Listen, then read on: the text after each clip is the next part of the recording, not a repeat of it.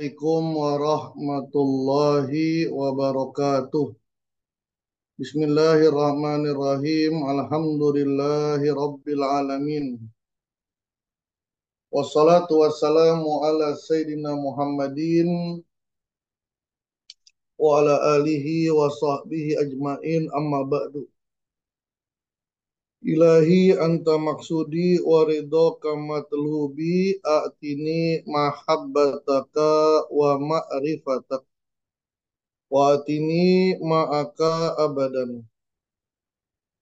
Ahli silsilah Thariqah Qadiriyah Naksabandiyah Mahat Suryalaya Sirna Rasa PPKN, wabil khusus Syekhina wa Murabbi Arwahina Pengersa Abah Aos Qaddasallah Sirrah, wa nafa'nallahu bihi wa bi anwa'i ulumihi wa asrarihi wa karamatihi. Wakil Talqin Syekh Mursid, wabil khusus Syekh Haji Mustafa Al-Maduri, Kiai Haji Imam Sutiono, Kiai Haji Anang Asy'ari, Kiai Haji Samsul Muafi, pemangku hajat Ibu Hajah Siti Zuhriyah, keluarga besar RA Sudirman 5, Bunda Haya, Proprietor Bunda Dr. Sari, ikhwan akhwat yang dirahmati oleh Allah Subhanahu wa taala. Kita meneruskan membaca kitab Sirrul Asrar karya Syekhuna Syekh Abdul Qadir Al-Jailani. Masih tentang khalwat, fi bayanil khalwah wal uzlah, tentang khalwat dan uzlah. Tujuan khalwat, jadi Syekh Abdul Qadir membagi khalwat itu dua, ada zohir, ada batin. Khalwat zohir tujuannya, beliau menyebutkan ada 7. Yang pertama, li'alla yu'zin nasa bi ahlakihi az-zamimati. Li'alla yu'zin nas, agar tidak menyakiti orang. Bi ahlakihi zamimah, dengan ahlaknya yang buruk. Jadi dia merasa dia punya kelakuan atau tabiat yang buruk gitu. Maka dia sengaja tidak bergabung, bersosialisasi, tujuannya biar orang tidak sakit, tidak tersakiti. Misalnya dia punya karakter atau punya tabiat yang gampang ngomentarin orang gitu, atau pedes dalam mengkritik. Kalau dalam dunia keilmuan ini seperti Ibnu Taimiyah, Ibnu Hazm, ini terkenal dengan orang yang mudah dan tajam dalam mengkritik lawan pendapatnya. Dia beruzlah untuk dengan tujuan agar orang tidak tersakiti dengan perbuatannya. Tujuan yang kedua, wa yatrukun nafsa ma'lufatiha, mencegah, mengendalikan nafsu untuk sesuatu yang disenengin oleh nafsu. Jadi mengekang nafsu atas apa yang dia senengin. Nafsu itu condong kepada sesuatu yang enak, sesuatu yang asik. Asik ngobrol, ngalor ngidul, asik duduk-duduk ngopi, ngomongnya macam-macam. Dia mengekang nafsunya untuk sampai ke sana, dia memenjarakan dirinya sendiri untuk tidak berbicara hal-hal yang tidak berguna. Maka dia mengasingkan diri. Tidak ada orang yang diajak berbicara. Tidak ada orang yang diajak bercanda. Karena itu kecondongan nafsu. Meskipun tidak dilarang namanya bercanda. Yang ketiga, wal mauti bil iradah, mematikan diri.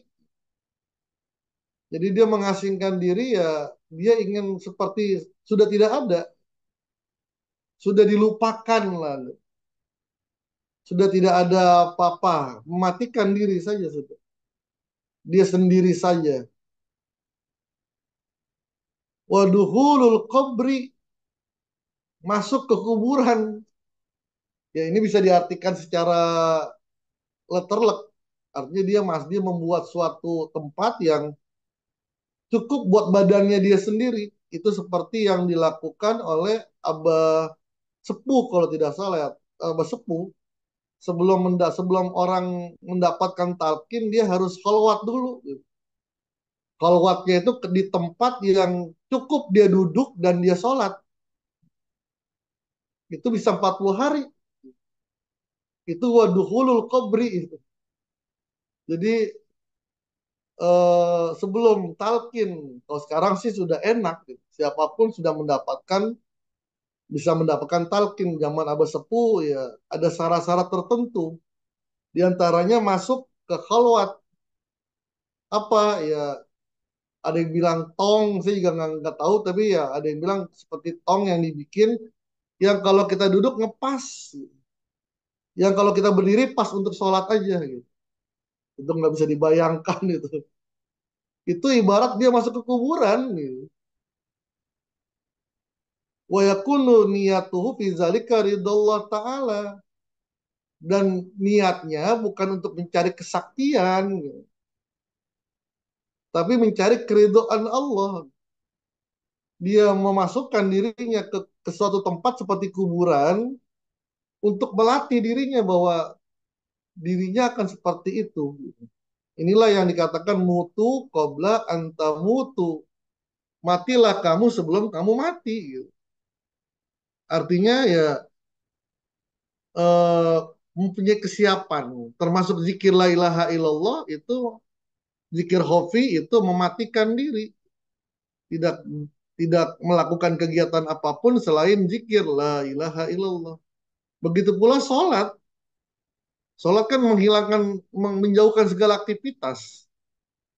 Tidak boleh bicara, tidak boleh melakukan sesuatu perbuatan yang sia-sia gitu. Wadaf wadaf usari nafsihi anil muslimin, mencegah kejahatan dirinya. Seperti ini, seperti yang pertama lah, li alla yuzin nasa. Dia mengasingkan diri agar dia tidak melakukan keburukan kepada orang. Kenapa? Kama qala Rasulullah sallallahu alaihi wasallam, al muslimu man salimal muslimuna min lisanihi wa yadihi. Orang muslim itu adalah orang yang membuat selamat orang-orang muslim dari lidahnya dan dari tangannya.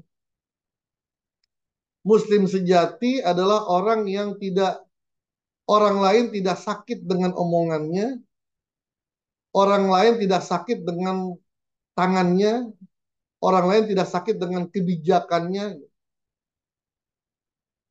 Kemudian yang kelima,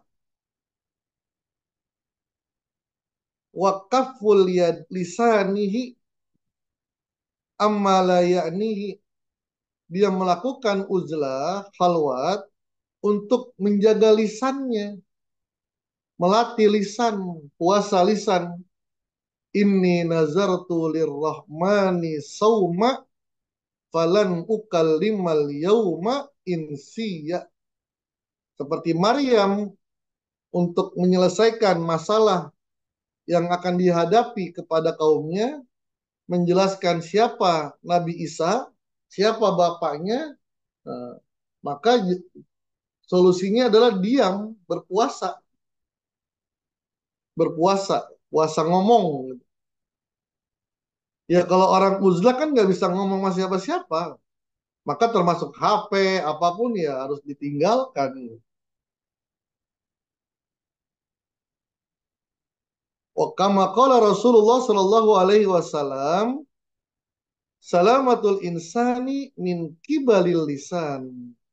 Selamatnya manusia dari sisi lisannya. Jadi lisan ini sesuatu yang kecil, sesuatu yang tidak bertulang tapi berbahaya melebihi bahaya pisau. Rawahu Ibnu Abi Dunya. Kemudian yang keenam, kaful ainaihi anil khiyanati, menjaga mata dari pengkhianatan, menjaga mata dari melakukan sesuatu yang tidak baik, khianat lah. Bisa jadi memang mengisyaratkan sesuatu gitu, dengan mata, mulut nggak ngomong tapi mata aja yang ngomong. Atau wanazoril harami, melihat sesuatu yang diharamkan oleh Allah dengan uzlah, dia nggak bisa ngeliat apa-apa gitu.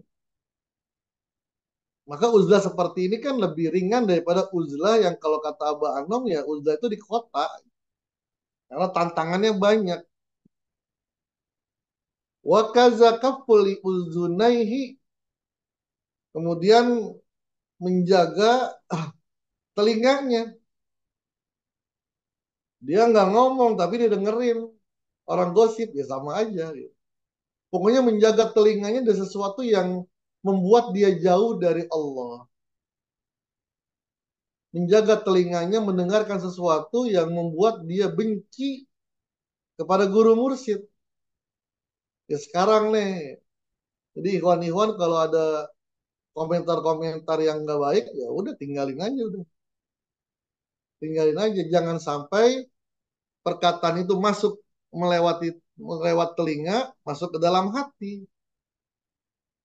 Kemudian muncul keraguan kepada guru mursyid.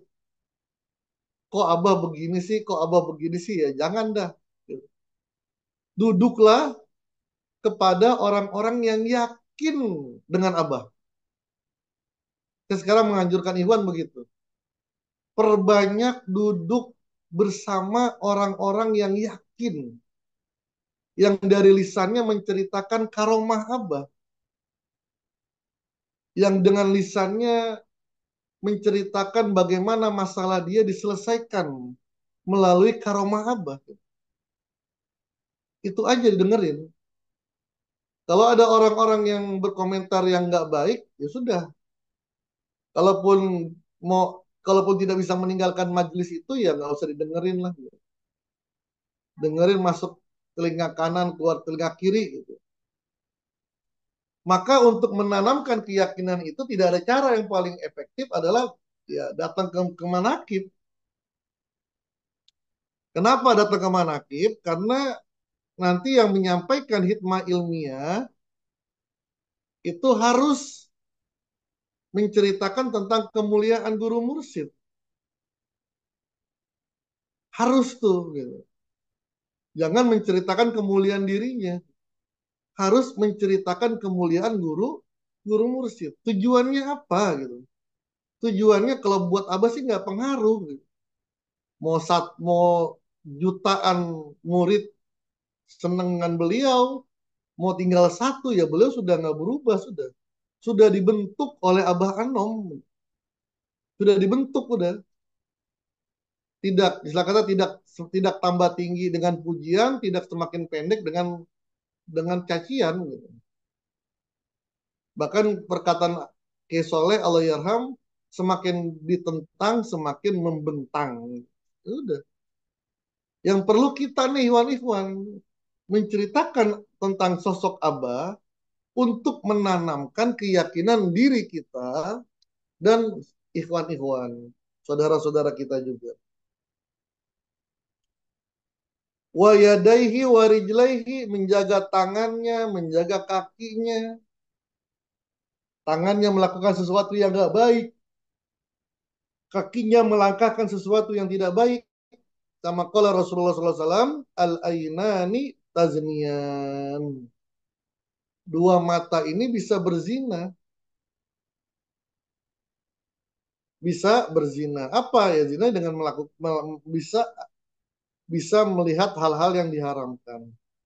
Wa yaksulu kullu zina min hazil a'dha dan akan mendapatkan setiap perbuatan zina dari anggota tubuh ini. Zina mata, zina telinga, zina kemaluan. Apa? Saksun kobihun, sosok manusia yang buruk. Fisuratin hobisatin, yang bentuknya pun buruk. Bisa jadi mata, mukanya jelek, badannya pun jelek, gitu. Mengeluarkan bau yang tidak enak. Hobis. Yakumu ma'ahu, yang akan menemani dia nanti. Yaumal kiamati, pada hari kiamat.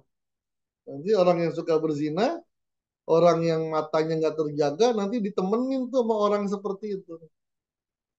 Wa yashhadu alaihi indallah, dan orang yang buruk itu yang menggambarkan perbuatannya akan bersaksi di hadapan Allah. Wa yakhuzu sahibahu wa yu'azibahu finnar, sehingga membawa orang itu, pelakunya itu mendapatkan azab di neraka. Wa idza taba minhu wa habisa nafsahu, tapi jika dia bertaubat kepada Allah, wa habisa nafsahu, dan menjaga dirinya dari perbuatan zina, kama qala Allah taala, wa nahan nafsa anil hawa fa innal jannata hiyal ma'wa. Wa nahan nafsa, seorang yang bisa mencegah nafsunya mengikuti hawa nafsu, mengikuti perbuatan yang buruk, fa innal jannata hiyal ma'wa, maka surga lah menjadi tempat dia kembali. Apa? Tubaddalu suratuhu al-khabisatu ila surati amrodi malihin. Allah akan mengganti kawannya yang menemani dia, yang bentuknya jelek, mengeluarkan bau yang jelek, kepada bentuk yang bagus, bentuk yang kita senengin. Kalau mungkin perempuan cantik, memiliki bodi yang bagus, mengeluarkan bau harum yang enak, wa yahuzu sahibahu, dan teman itu akan membawa orang tersebut, pelakunya, manusianya itu, ilal jannati, ke sorga, ke sorga. Wa yanju min sarihi, dan dia selamat dari kejahatan hawa nafsu. Ini tujuan dari khalwat zohir. Faka'annal khalwata khisnatuhu, maka seakan-akan khalwat itu menjadi benteng bagi dia. Minal ma'asi, dari perbuatan maksiat. Fayabqa amaluhu solihan, maka perbuatannya menjadi perbuatan yang baik. Wa yakunu muhsinan, dan dia termasuk menjadi orang yang muhsin. Inna kama qala ta'ala, innallaha la yudi'u ajral muhsinin. Sesungguhnya Allah tidak menyia-nyiakan perbuatan orang-orang yang muhsin. Wallahu a'lam bishawab, wallahu muwaffiq ila aqwamit thoriq. Assalamualaikum warahmatullahi wabarakatuh.